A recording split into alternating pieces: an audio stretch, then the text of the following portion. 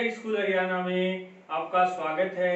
आज हम कक्षा 5 गणित विषय में विभाजकता से संबंधित नियम जानेंगे कि कोई संख्या बिना भाग किए हम बता सकें कि यह संख्या 2 से, 3 से, 5 से, 6 से, 7 से, 8 से, 9 से या 10 से भाग होगी या नहीं होगी, पूरी विभाजित होगी या नहीं होगी। इन सब के बारे में आज हम जानेंगे।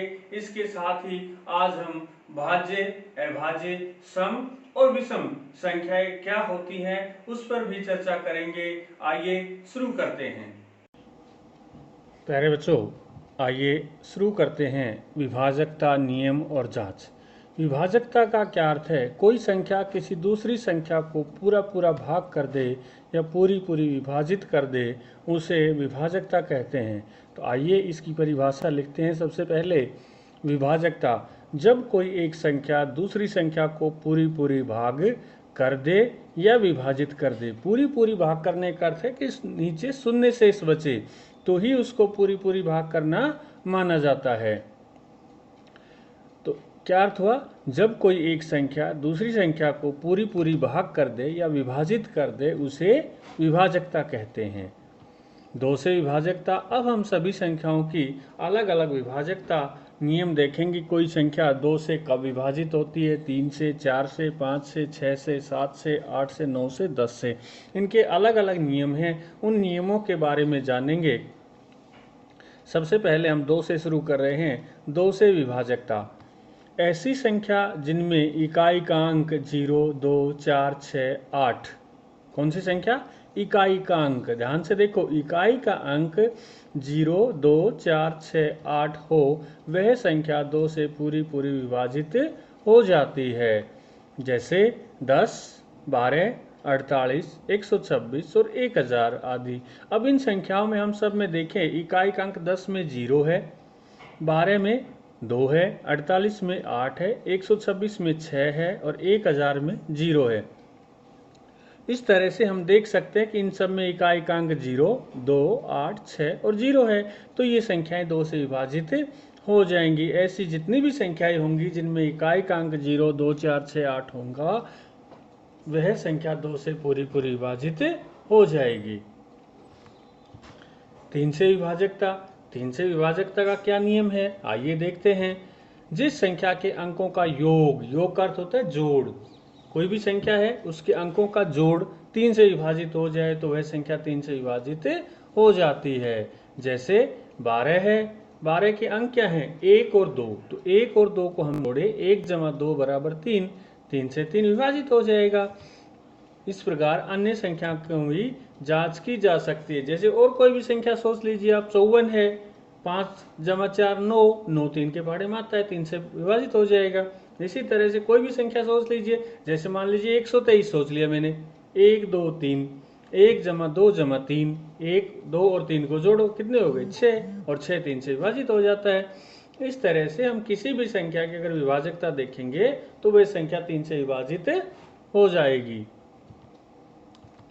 4 से विभाजकता, यदि किसी संख्या में इकाई और दहाई के अंकों से बनी संख्या 4 से विभाजित हो जाती है तो वह संख्या भी 4 से विभाजित हो जाएगी। क्या अर्थ हुआ कि मान लीजिए कोई भी कितनी भी बड़ी संख्या है, हमने उसमें सिर्फ आखिर के 2 अंक इकाई और दहाई देखने हैं। जैसे मान लीजिए 1444 है, तो 1444 में हमने अंत के 2 अंक देखने हैं 44।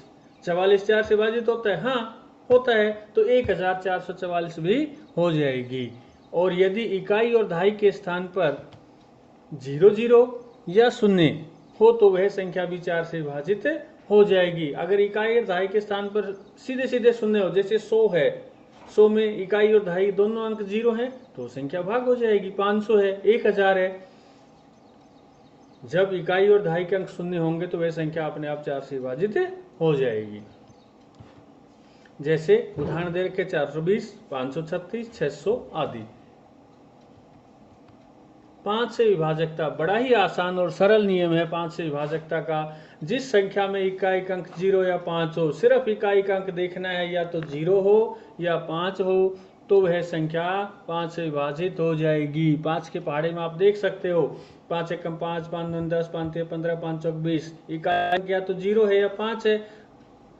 तो जिस भी संख्या में इकाई अंक 0 या 5 होगा वही संख्या 5 से विभाजित होगी, बाकी नहीं होंगी। जैसे 10, 115 और 1000, हम इन संख्याओं में देख सकते हैं 10 में इकाई अंक 0 है, 115 में इकाई अंक 5 है और 1000 में इकाई अंक 0 है। इसी तरह की और भी संख्याएं तुम लिख सकते हो।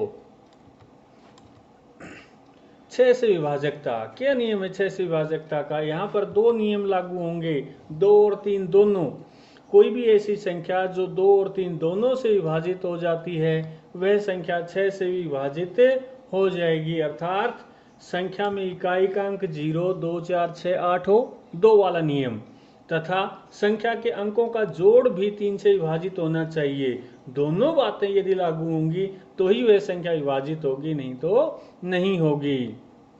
जैसे हम 36 लेते हैं, 36 में इकाई अंक 6 है तो ये 2 से विभाजित हो जाएगी, और 36 में अंकों का जोड़ 3 जमा 6 बराबर 9, 9 3 से विभाजित हो जाएगा।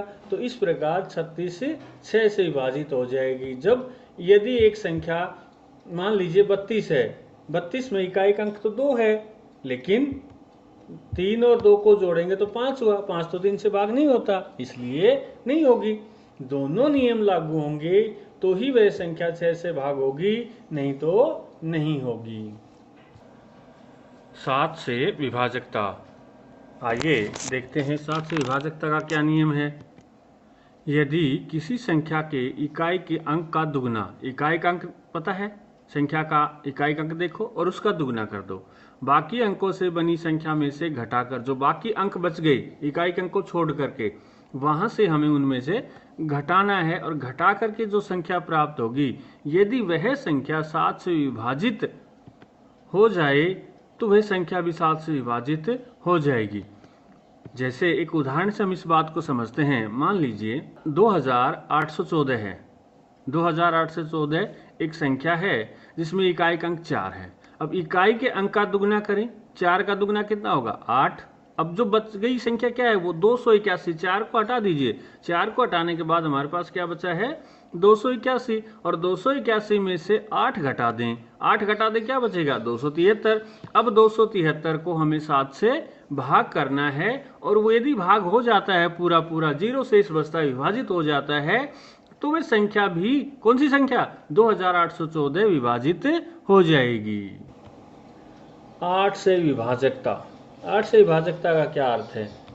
यदि किसी संख्या में इकाई, दहाई और सैकड़े का अंक 0 0 तीनों 0 हों, या इकाई, दहाई और सैकड़े से बनी संख्या 8 से विभाजित हो जाए तो वह संख्या भी 8 से विभाजित हो जाएगी।